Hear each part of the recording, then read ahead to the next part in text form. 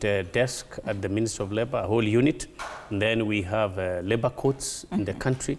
So I think it is normally encouraged that if as an employee you feel that you have unfairly been shown the door, and the employer is claiming redundancy, is claiming, you know, the economy is bad and everything is not working, then of course you approach the Ministry of Labor, and the Ministry of Labor, you know, the dispute section, they look at that and ascertain whether indeed you have a claim.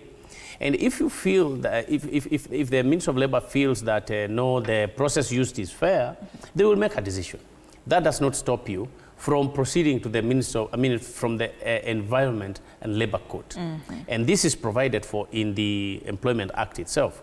So then in the Labor Court, and again you lodge your claim, you put down your issues. Why are you feeling that the employer was wrong and the Minister of Labor as well was wrong? The labor officer is a trained person who easily can actually tell whether the employer was right or wrong.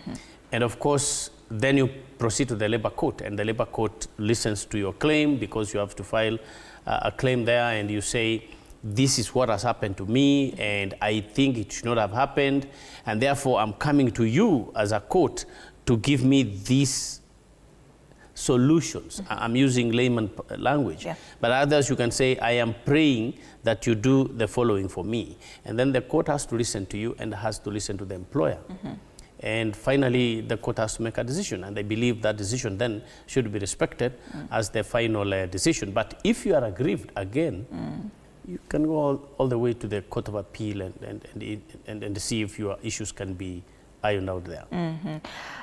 Now, even as we talk about, the FKE, and they mentioned some time back that about 45 to 50% of employee salaries are going to deductions and, of course, taxes.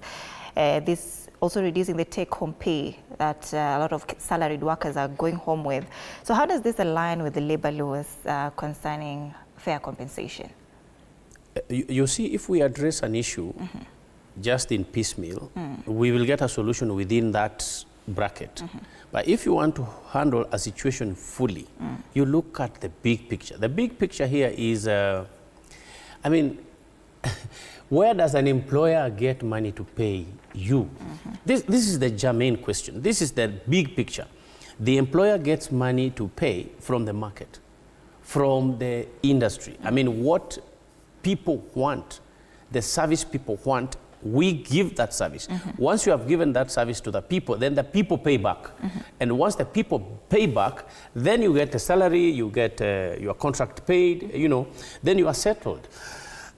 So if the economy of a nation is not working, by the way, it becomes difficult for all other industries to sustain that service delivery, and then how much is coming into the company. All these things depend on whether the economy of a nation is working. So companies can be forced to lay off people, not because they hate them, but because it is not working, because the dynamics behind the office, before they come to the front office for the public to see that a company has closed down, are big.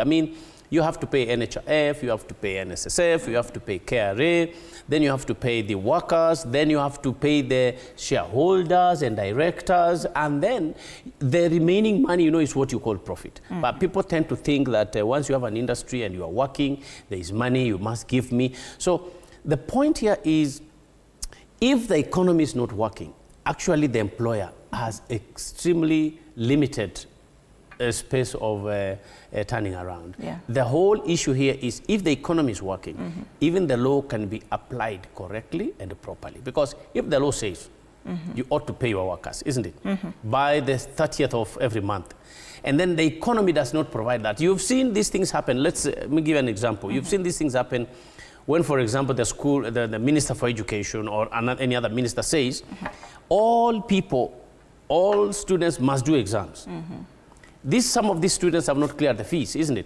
Where does the school get the money? I'm not going to the school issues, but I'm telling you that the industry must be enabled to operate. Once they have operated, then funding is being done by the customers of that particular industry, and then workers are treated correctly.